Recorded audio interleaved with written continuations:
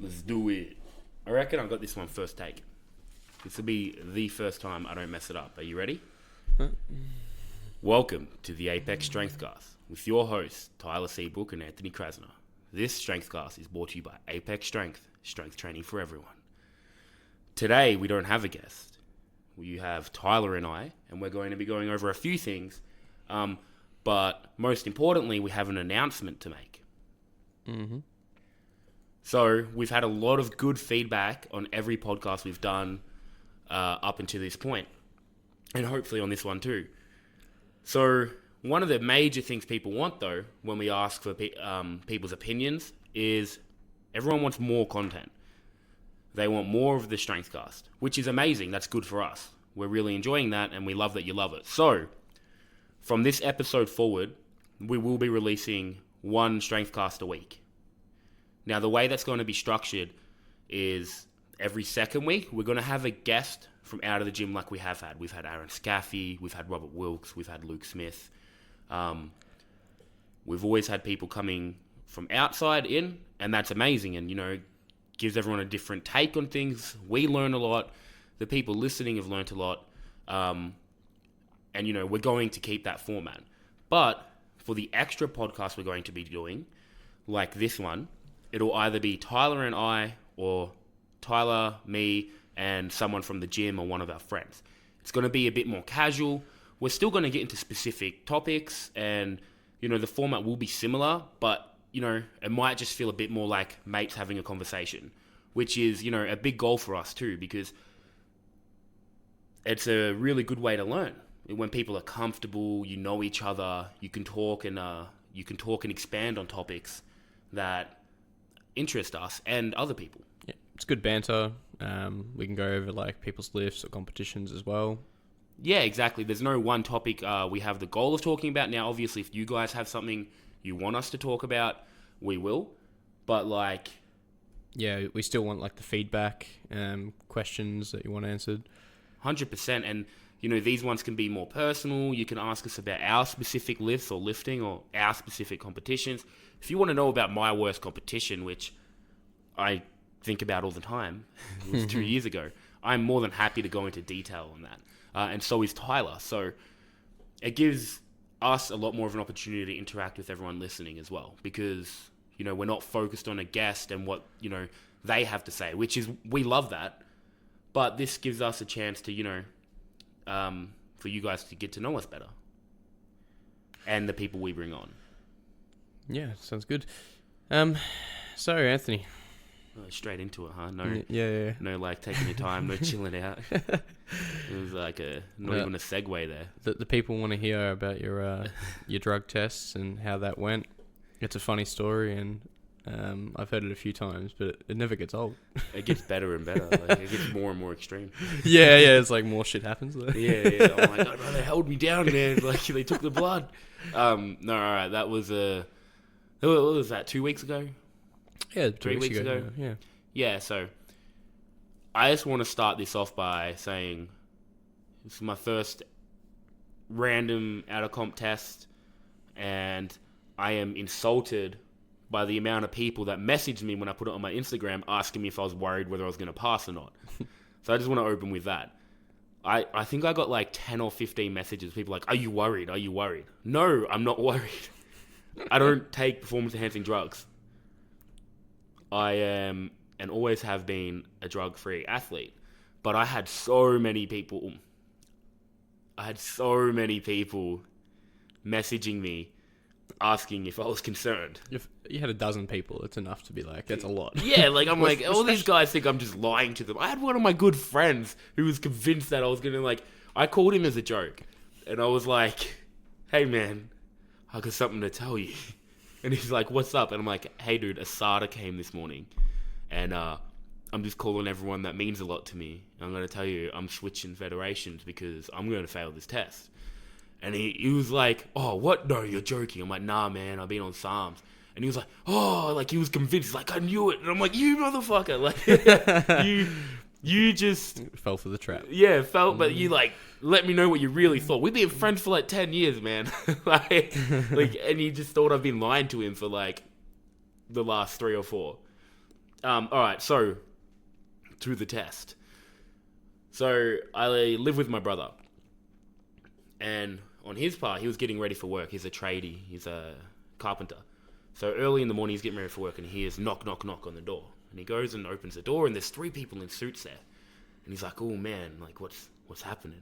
And like, "Hi, we're from Asada. We're here to test, do a random drug test." And he's like, "Oh, you must be looking for my brother." And they were like, "Oh, is that Anthony?" And he was like, "Yeah." So they're like, "Okay, well, we're gonna come in." He's like, "Hold on, let me see if he's home first." And they were like, "No, we'll come in, and we'll come in with you." And he's like, "Look, he might be staying at his girlfriend's house. I'm not sure if he's home. Let me check." So he went to close the door, and the guy's like, push the door open, come in with him. And he's like, "Oh, okay, this is a bit weird. This is intense." Like, he's never experienced it. The poor guy, never gave him a heads up this could happen. So he's like thinking we're about to get robbed or I'm about to get arrested or something. And then he like rushes my door open. And now this is a lot of info, but I sleep naked. Like, it gets hot here sometimes. I like get woken up with jolt at 6 a.m. And Nick's like, that's my brother. He's like, "Anthony, man, there's people here for you. What have you done?" And I'm like, in my days after just being woken up, I'm like, "Oh no, what's that? Am I getting arrested or something? I don't know. Like, why is there 3 people here for me?" And then the guy comes forward, "Hi, I'm so-and-so from Asada." And I was like, "Oh, Nick, don't worry about it, man. They're just testers." So that was all good. I get, I'm laying in bed and I'm like, "Hey man, like it's embarrassing. I sleep naked. Can I get changed?" And he's like, "Yeah." I'm like, "Cool." So I'm about to get up now. And he's like, "Okay." I'm like, "Can I close the door?" And he was like, No, you can't close the door." And I was like, "Oh, all right, man, this is how it's going to be." Like, so I just got out of bed naked, like in all my glory in the 2-degree weather. I wasn't really like looking that good, if you know what I mean. So I get dressed and I'm already self-conscious by this point then. It's like early morning.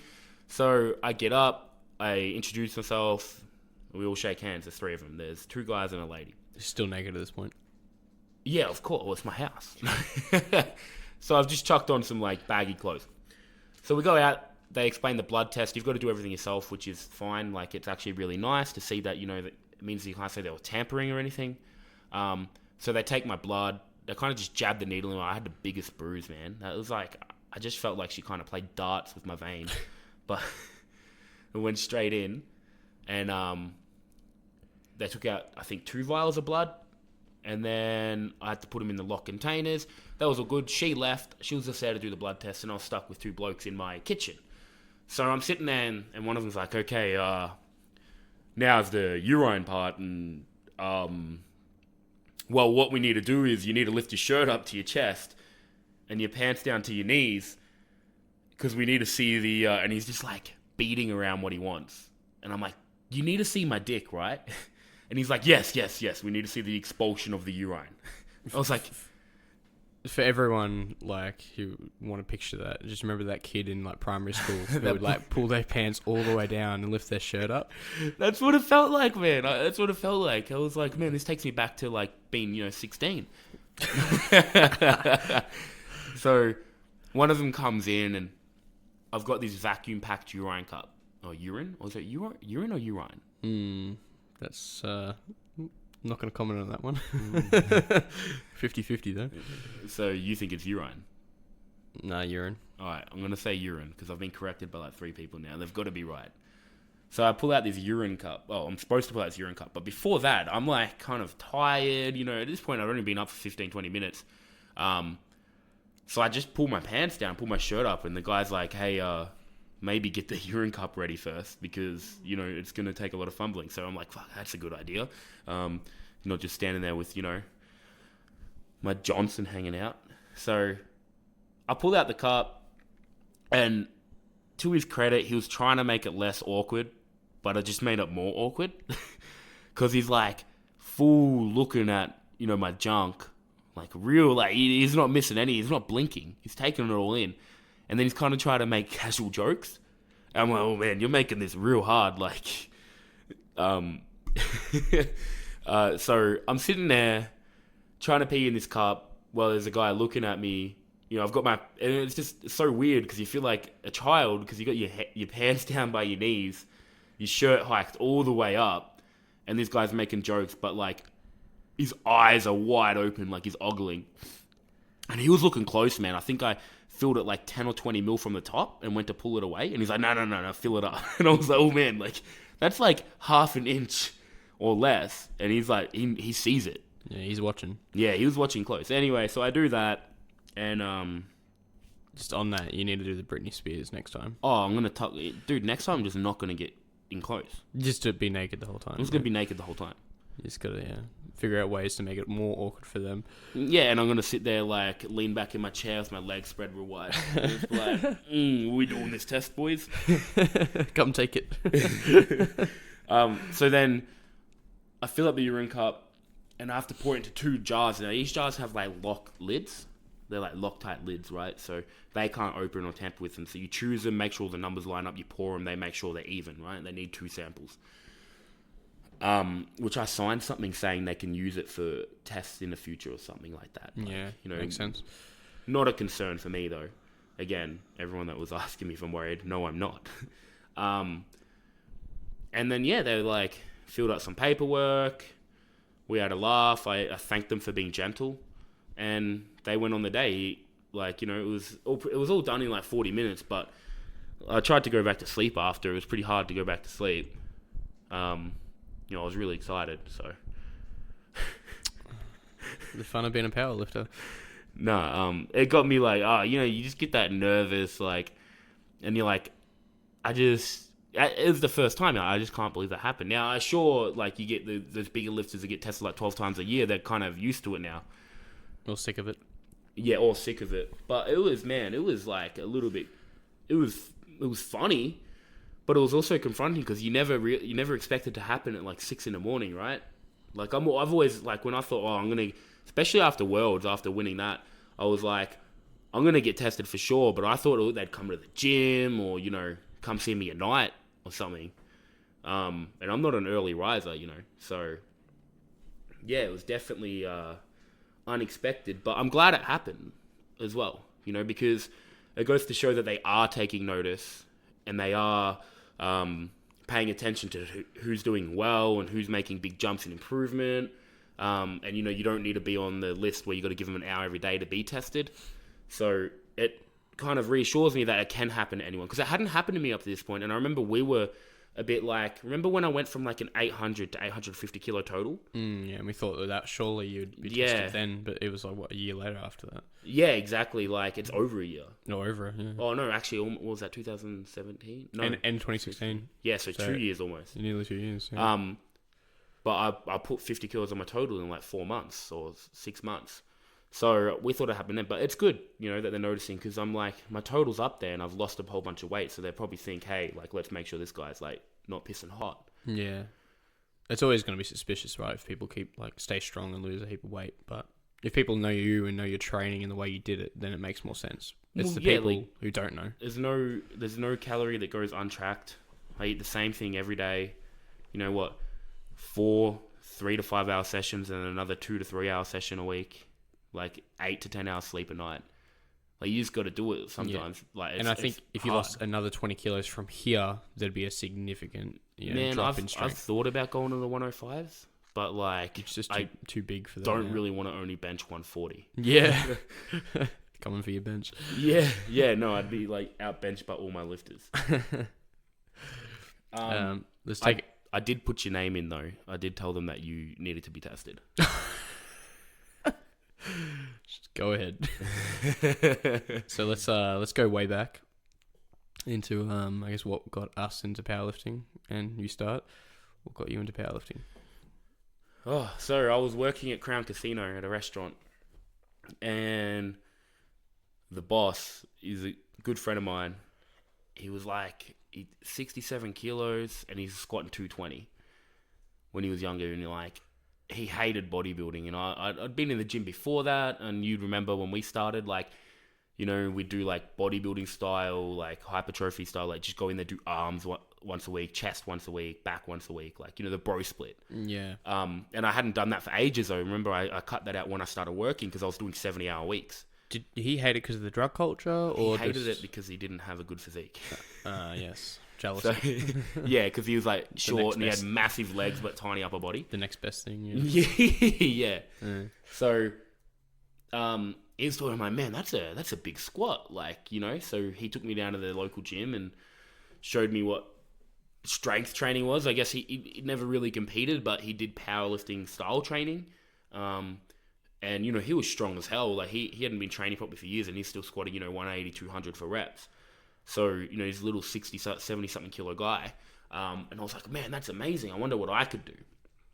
So that got me into it. So I'd started strength training then, more structured training. I stopped skipping sessions. I was still only training 2 or 3 times a week, though. Yeah. Like, I was doing 70-hour weeks. I couldn't train that much. But I'd go in there, I'd do full body 2 or 3 times a week, right? And then I moved to England at 21. So I'd been doing it for only like 4 months at this point, right? I started just before I was 21 because I stopped lifting between 18 and 21. Yeah. All right. So I've been training for a few months and moved to England, and I'd done my PT course earlier when I was a lot younger, at like 17, and I went to England. I was working at a club. I was like, I want to keep my training going. So I'm like, but I want to be more specific.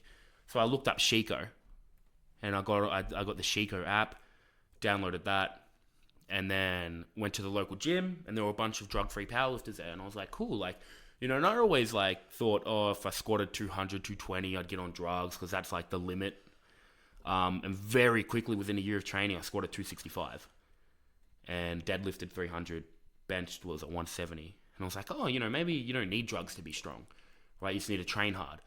So I trained with all these drug-free lifters. You got like Ross, he's 128 kilos, he benches 220 or has benched 220.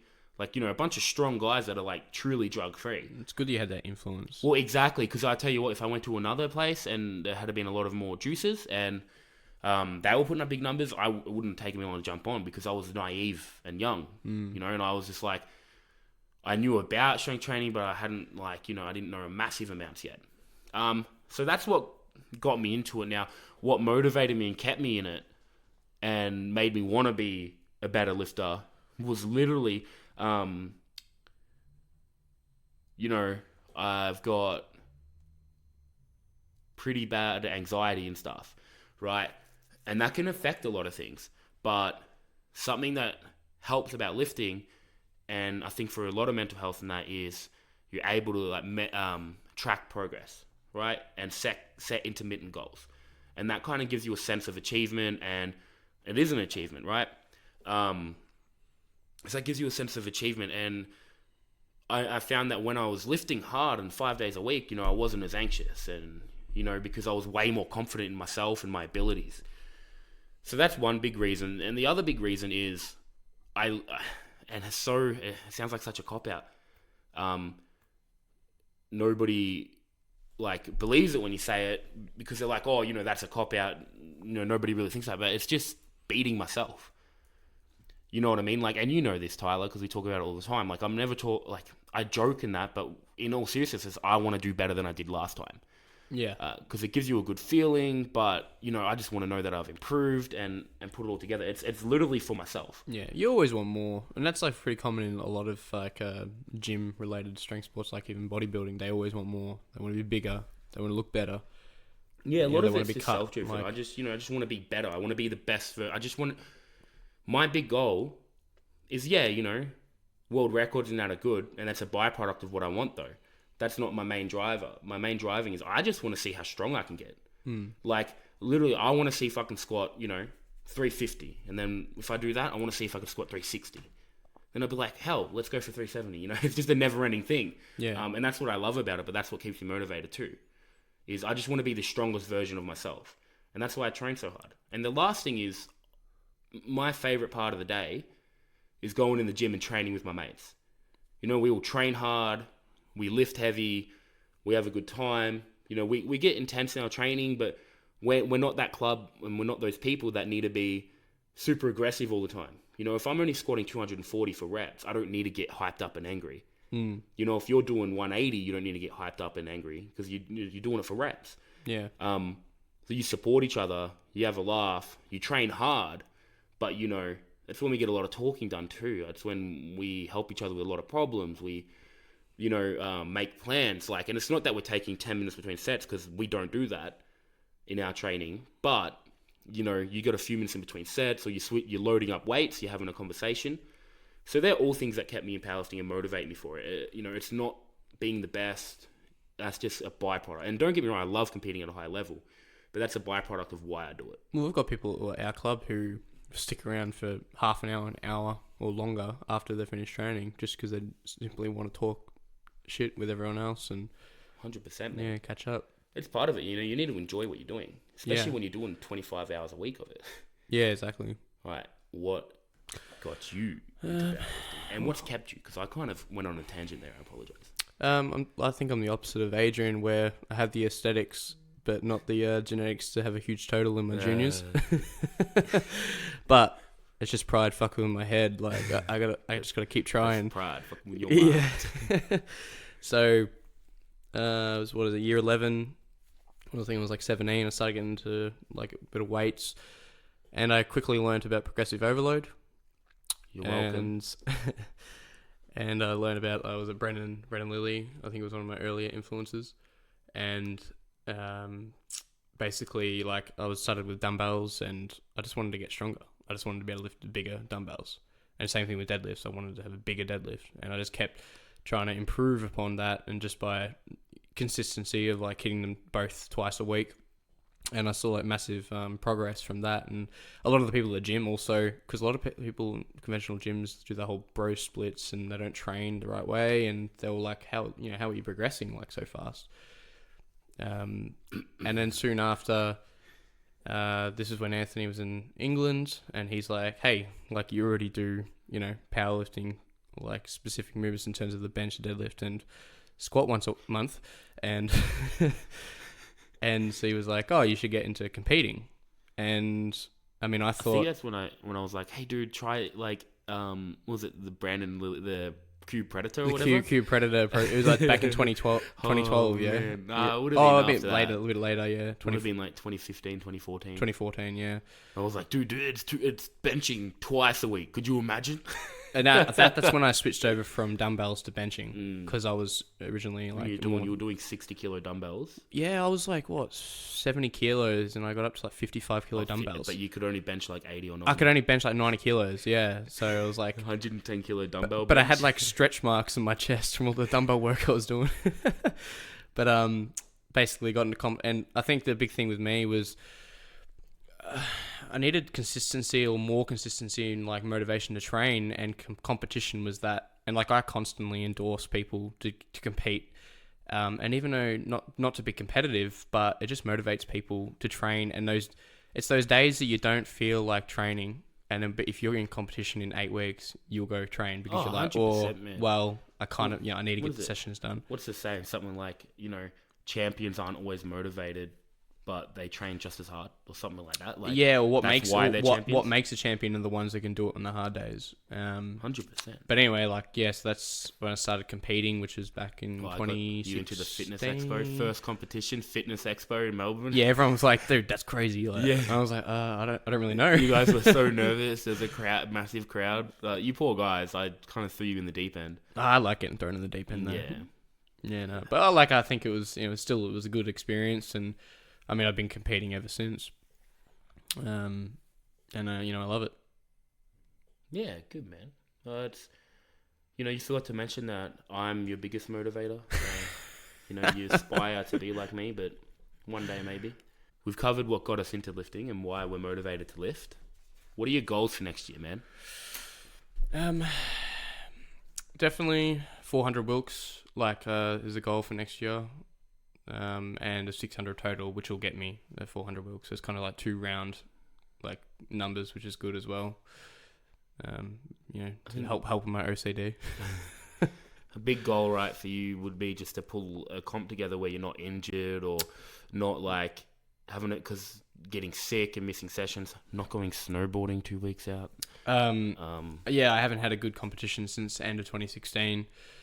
What was it? So I tore my groin early 2017. I recovered from that, but then I did a sodium cut very poorly, and had a really bad comp because of that. I remember that. I went like 5 out of 9, and it was like just got those openers. Like it was crazy. And then I went for a redemption comp after that, about 12 weeks after that, and then my quad was playing up, and I had a lot of pain squatting and deadlifting during the peak block, so I couldn't do squat or deadlift heavy for about 4 to 5 weeks.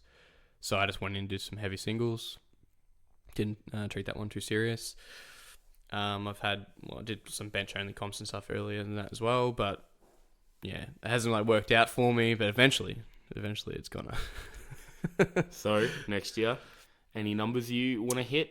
I know. We as coaches always go, don't put specific numbers down. We just want to do better. But do as I say, not as I do. Well, if I was to get the 400 Wilks, 600 total, I'll have to squat around about 220 plus in the under 85s, bench 140 plus, and deadlift 230 plus, which I think are all very achievable numbers. I think they're there now. It's just about bringing it all together. And that's right. Yeah, it's not. I'm not trying to. And then even if I don't hit them or something happens, like that's not going to prevent me or stop me from keep trying. Exactly, man. I think that's admirable. You don't need the biggest list to have people look up to you. It's about, you try and try again until you get it right. Until you get what you want. It just goes back to the whole reason why I'm powerlifting is it's not for competition, it's for myself, and just I want to get stronger. 100%. And I just happen to compete with that because, it's functional and keeps me motivated. Yeah. No, that's it, man. Yeah. So yourself, what's your numbers for next year? One, as always, stay injury free. Yeah. 2, I don't like putting specific numbers down, but I will. I've just switched to hook grip, so hopefully that helps my dead. I've just done some 280s with it. It felt good. Everyone wants to see you get a third deadlift. I want to see myself get a third deadlift. So I'm thinking anywhere in the ballpark of, this is going to cue in the competition, 400 squat. No, anywhere from, look, I've had a rust squat year because of the weight cut. And they've kind of fell off and the intensities were too high. So we've just adjusted that. I think a reasonable squat goal for myself is 330 to 340. 340 being stars align, the sun shining, everything lines up. 330 being the minimum though. Like I won't be happy if I don't squat 330 plus. But I think it's there. It's already there. It's just about not, having to travel. Yeah, exactly. Bench. Look, I just want to get my bench back in the 200s, but anywhere from 205 to 210 kilos would be amazing. I honestly think 205 is going to be there no matter what, but I want to go up and above that, right? I want to beat maybe not next year, but the year after, I want to beat my PB as a super, which in the gym was 215 kilo. So maybe not next year, that's the year after, but, back in the 200s, like the low 200s next year is the goal, like the real low 200s. And then deadlift. 1, make a third attempt. 2, anywhere from 350 to 365, right? Which altogether I think gives me up. Look, I'll be happy to finish the year with 880 total, but I'd be lying if I said my main goal isn't to crack that 900 barrier. Yeah. And I think I'm doing the right things for that. The only thing is, staying injury free. But they're the big goals. The other thing is I want to compete more. I only competed twice this year. Next year I want to do 3 or 4. Yeah. As much as competing too much is a thing, I think for me, my competitions get better as I compete more because I get way more confident on the comp day too. Yeah. It's only been recently where I could sleep the night before and I stopped throwing up the day of and the day before. You definitely are improving in that regard. Yeah, and it's just experience, man. Yeah. But basically, to build total is obviously what we both want to achieve, and that's something that we really push in our club as well. We were talking to our clients about, it's not just about one lift, it's about a total. What do you have to say about that in regards to clients?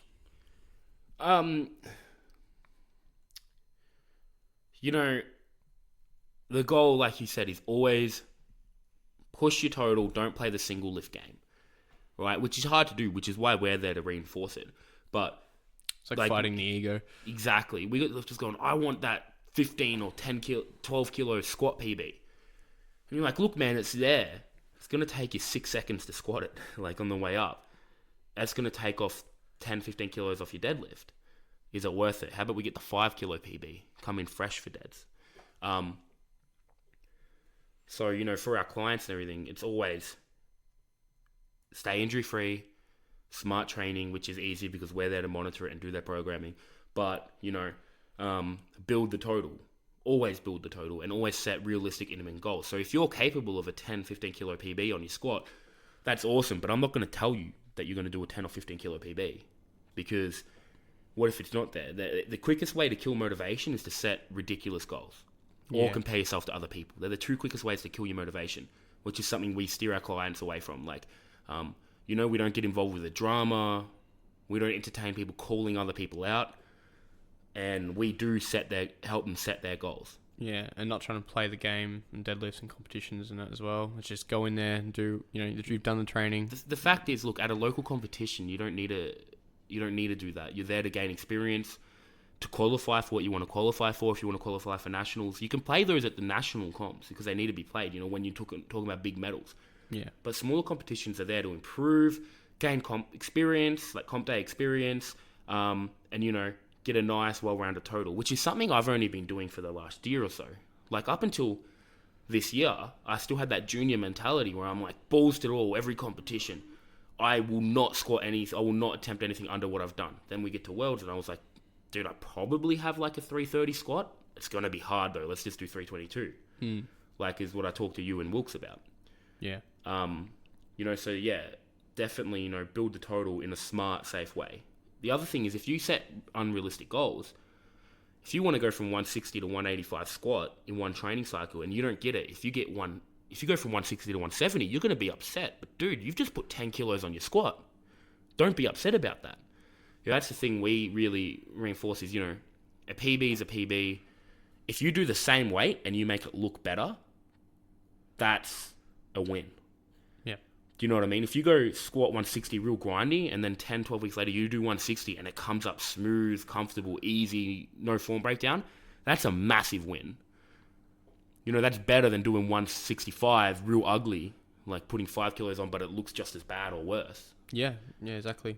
Like, it's because the whole, you know, injury prevention is one of the biggest parts of this sport. So making a weight look better than previously is still a PB. 100%. You move it faster, you move it stronger. Yeah. Well, that's why I was happy at Worlds. I only did 322 squat, but it came up so good compared to how my squats have looked previously. And you're reinforcing like motor patterns and the right way of lifting, 100%, right? which is why we're all sub-max boys. And usually not injured. Yeah. Yeah, 100%, man. Yeah. Oh, did you have something to add on that? That's... Yeah. Now, Tyler, give me, before we close up, we're coming to an end today.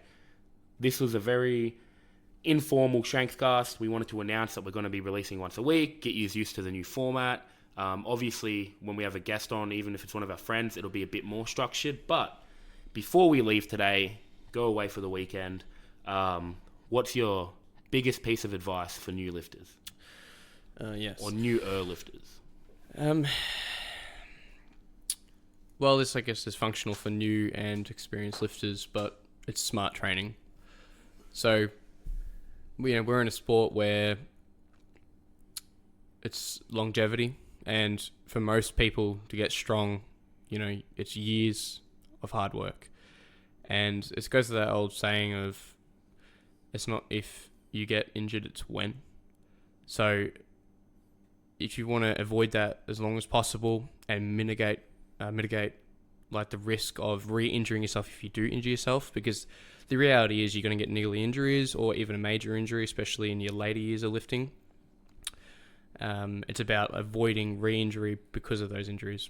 And like, I've been injured multiple times, and like, I've definitely learned from them and become a better coach from those experiences. And I don't want people to relive those things, because like, I couldn't squat heavy for 6 months because of, you know, tearing my groin, for example. It's definitely, smart training is key. It's a good one. And all that can come down to smart training. You get to help either get a well-structured program or get a qualified coach not an Instagram coach that's just like done one comp and is going to send you their coach's program. But like things like that help with that tip, right? Definitely. Getting or joining a club where someone can, you know, steer you in the right direction. Yeah. I hear there's a really good online coach. His name's Anthony Krasner. His booty pump plan, 1999. We're laughing at the how I put that in there. Not I am a good coach. No, that's good. That's good advice. Like definitely, and I think joining a club, going to a local gym where you know there's a higher percentage of powerlifters, right? There only needs to be 2 or 3, but then you can go in there and train with them, and you know they're all going to help you structure it because you know what you see a lot of people is they say they do powerlifting, right? And then they go in there and they PB every week or do 1 rep maxes all the time. That's not power. That's not how you should train for powerlifting. It's not ideal. And even if you know, it's just about speaking to people and like everybody is going to know something you don't know.